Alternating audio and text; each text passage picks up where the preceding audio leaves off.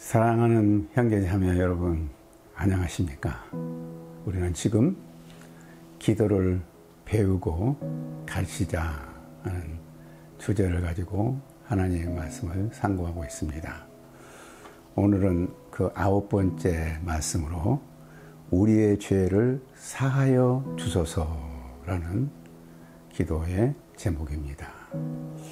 마태복음 6장 12절에 보면 우리가 우리에게 죄 지은 자를 사하여 준 것 같이 우리 죄를 사하여 주옵시고, 예수님께서 가르쳐 주신 기도 중에 첫 번째 세 가지 기도는 하나님을 위한 기도이고, 다음 세 가지 기도는 우리를 위한 기도인데, 우리를 위한 기도 중에서 두 번째 기도입니다. 이 주님께서 가르쳐 주신 기도에 있어서 첫째, 왜 우리는 사죄의 기도가 필요한가?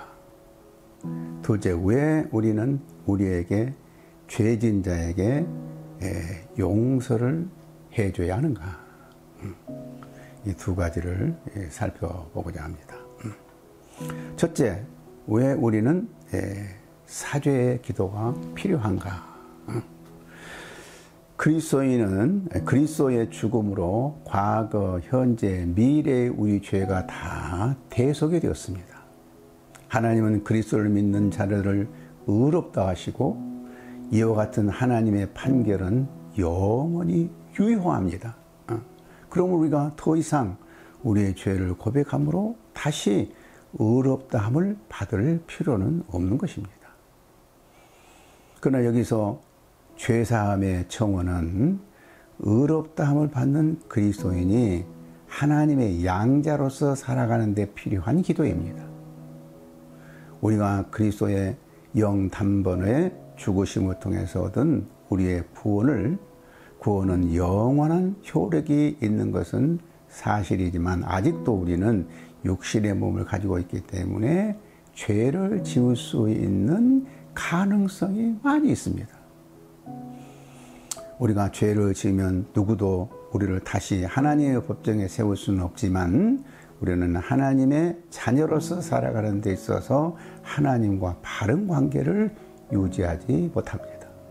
그러므로 우리 그리스도인들은 하나님과 바른 관계를 유지하며 하나님의 충만을 받고 살기 위하여 늘 죄 사함을 위한 기도가 필요한 것입니다. 그리스도를 믿음으로 의롭다함을 받는 그리스도인은 그리스도와 하나님이 그 안에 항상 함께 하신다고 했습니다. 그러므로 우리가 죄를 범하면 우리 안에 계신 하나님과 예수님을 슬프시하기 때문에 죄를 함부로 지으면 안 됩니다. 우리가 하나님의 심판이 두려워서가 아니라 하나님의 마음을 아프시게 하지 않기 위하여서 죄를 범하면 안 됩니다. 한 자매가 친구들끼리 한참 밤에 재밌게 놀다가 갑자기 일어서서 늦으면 안 돼 하면서 자리를 뜹니다. 그러자 한 친구가 아직도 너는 네 부모를 그렇게 무서워해? 그러자 그 자매는 부모님이 무서워서가 아니라 때가 늦게 들어가면 부모님이 심히 걱정을 하기 때문에 부모님에게 상처를 주지 않기 위해서 일찍 들어간다. 우리가 죄를 지면 안 되는 이유가 바로 이와 같은 이유예요. 우리는 매일매일 삶에서 하나님의 자녀로서 모습을 보여주기 위해서 우리는 깨끗한 삶을 살아야 됩니다. 죄를 범함으로 믿지 않은 사람들에게 하나님의 이름을 더럽게 하면 안 됩니다. 더럽히면 안 됩니다. 그러나 우리가 아무리 노력을 해도 죄를 범할 수밖에 없습니다.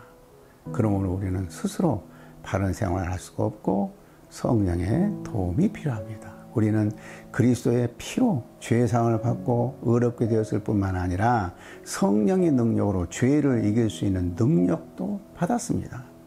그러므로 부지런히 성령의 도움을 받아 죄로부터 승리하는 삶을 살아야만 됩니다. 그러나 어쩔 수 없이 죄를 범하게 되면 회개하고 사죄의 은혜를 위하여 기도해야 합니다. 우리의 죄를 사하여 주옵소서 기도가 필수적입니다.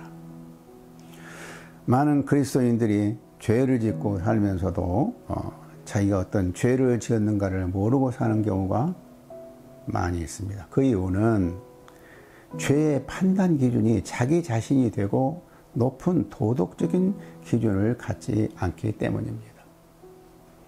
내가 거룩하니 너희도 거룩하라는 하나님의 말씀에 따라 우리의 판단 기준을 삼아야 합니다.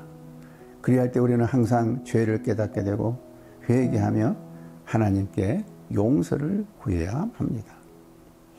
우리를 죄를 깨닫는 데 있어서 신앙의 선배들이나 가까운 친구 혹은 가족들로부터 도움을 받을 수 있습니다.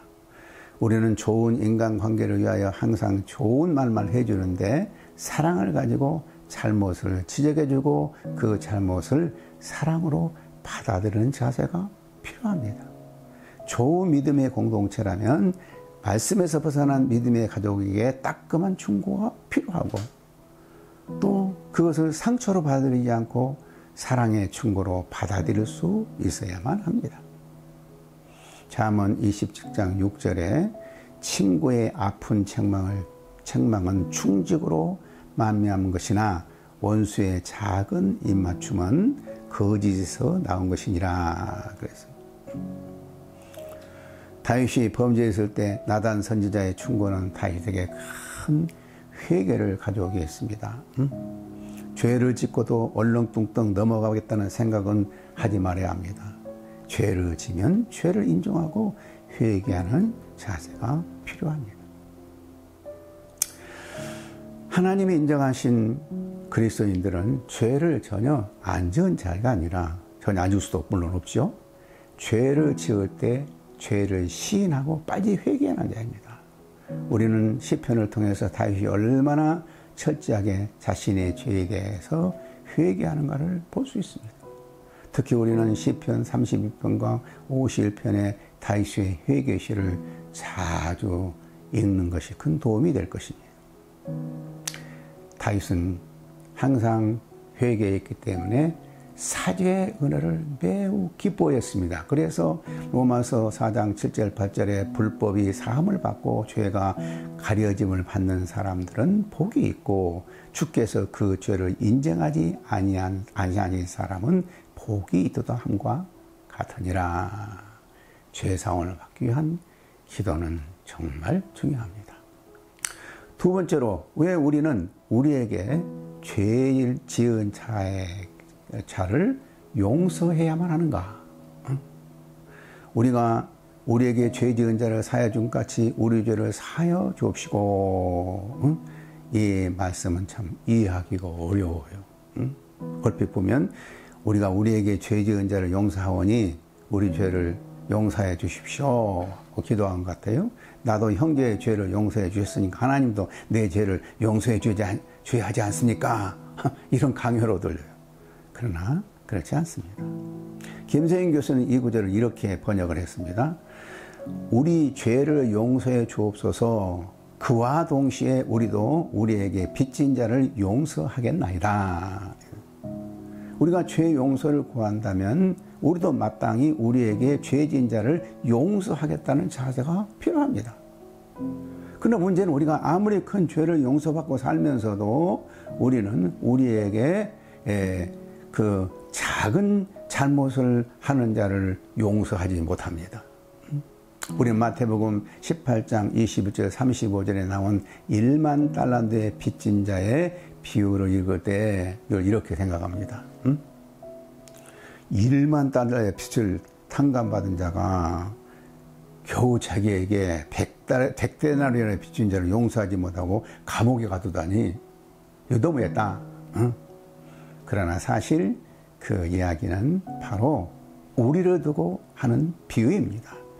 우리 모두가 내가 죄를 지을 때는 용서받고 싶지만 나에게 잘못한 사람에 대한 용서는 매우 인색합니다.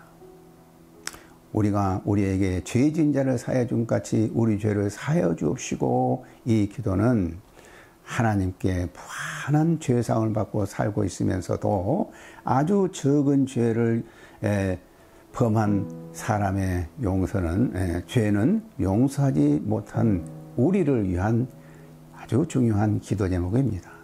예수 그리스도의 엄청난 희생의 공로를 통해서 사죄의 은혜를 받은 우리가 어떻게 그에 비해서 아주 적은 죄, 겨우 100단원의 빚을 탕감하지 못한다면 이것은 참으로 염치가 없는 일이죠. 그런데 그런 염치 없는 짓을 우리가 매일 하고 있다는 것입니다. 우리가 우리에게 죄 지은 자를 사하여 준 같이 우리 죄를 사하여 주옵소서, 이 기도의 초점은 우리에게 형제의 죄를 용서하는 데가 있습니다. 내 죄만 사함받겠다는 기도에 초점이 맞춰져 있다면 이것은 잘못된 기도입니다. 많은 사람이 자기의 죄를 사해달라는 기도는 편하게 하지만 다른 사람의 죄를 용서하게 해달라는 기도는 자연스럽게 나오지가 않습니다. 그러나 예수님께서 이 기도를 가르치신 진짜 이유는 우리의 그리스도인의 공동체 내에서는 용서가 너무너무 중요하다는 것을 가르쳐 준 기도입니다. 베드로가 형제가 죄를 범하면 몇 번이나 용서하여 줘야 합니까? 하고 물었을 때 예수님께서 70번씩 7번이라도 용서해 주라고 했습니다. 이것은 우리의 용서의 숫자를 의미한 것이 아니고 무한정으로 용서해 주라는 의미입니다. 사실 우리는 누군가를 용서하지 못한다는 것은 얼마나 우리 자신이 괴로운지 모릅니다. 그 때문에 우리의 시간과 많은 에너지를 소진하고 삽니다. 그 사람만 생각하면 그 생각에 머물러 많은 시간을 소비하고 에너지를 많이 소비하여 아무것도 못하게 되는 경우가 너무 많습니다. 하나님을 섬기는 공동체에 이와 같은 미움, 갈등은 정말 해로운 것입니다. 이것은 우리 그리스도인으로서는 견딜 수 없는 고통입니다. 하나님이 우리 안에 계시고 우리가 그리스도 안에 있다는 사실을 깨닫고 우리가 계속 기도할 때 우리 자신이 변화되어 용서할 수 있는 사람이 됩니다. 난 사람이 용서할 수 없는 사람을 용서하게 될 때 그것은 누룩처럼 번져 내가 속해 있는 공동체가 사랑과 용서의 공동체로 변하게 될 것입니다. 우리는 수없이 죄 용서를 구하고 용서를 받으면서도 우리에게 죄 지은 자를 용서하지 않는 마음이 우리 안에 남아있다는 것은 심히 부끄러운 일이요. 이것은 하나님을 매우 슬프시게 하는 것입니다. 매일 하나님 앞에 기도자로 나가면서 하나님을 슬프게 한다면 어떻게 우리가 하나님께 기도의 응답을 받을 수 있겠습니까? 우리가 기도할 때 우리의 필요만을 구하고자 하는 기도라면 하나님의 마음이 어쨌든 아프든지 슬프든지 상관하지 않고 기도할 것입니다. 그러나 우리가 기도할 때 먼저 하나님과 바른 관계를 갖는 것을 우리의 소원을 아뢰는 것보다도 우선으로 여긴다면 형제를 용서하는 것은 아주 중요한 것입니다. 우리에게 죄 지은 자를 용서하지 못한 채 한다든가 예배를 드리는 것은 진정한 의미에서 기도가 아니고 예배가 아닙니다. 그러므로 성경은 이렇게 말합니다. 그러므로 예물을 제단에 드리려다가 거기서 내 형제에게 원망을 들을 만한 일이 있는 것이 생각나거든 예물을 제단 앞에 두고 먼저 가서 형제와 화목하고 그 후에 와서 예물을 드리라. 용서 없는 예배는 하나님이 기뻐하시지 않는다는 의미입니다. 마가복음 11장 25절에 서서 기도할 때 아무에게나 혐의가 있거든 용서하라. 그리하여 하늘에 계신 너희 아버지께서도 너희 허물을 사하여 주시리라 하시니라. 용서 없는 기도는 하나님이 응답하시지 않는다는 의미입니다. 우리 기도가 성공적인 기도가 되기 위해 우리는 죄사함을 구하는 이 기도가 얼마나 중요한지 모릅니다. 우리는 이 죄사함의 기도가 하나님을 위한 앞에서 살펴본 세 가지 기도보다도 중요하지 않다고 생각할 수 있지만 실제적으로 주께서 가르쳐 주신 6가지 기도는 사실 경중을 가릴 수 없을 정도로 없도록 각자가 매우 중요한 기도입니다. 주님께서 가르쳐 주신 기도를 깊이 묵상하며 그 기도를 배울 때 우리의 기도 생활은 매일매일 풍성한 은혜가 될 것입니다.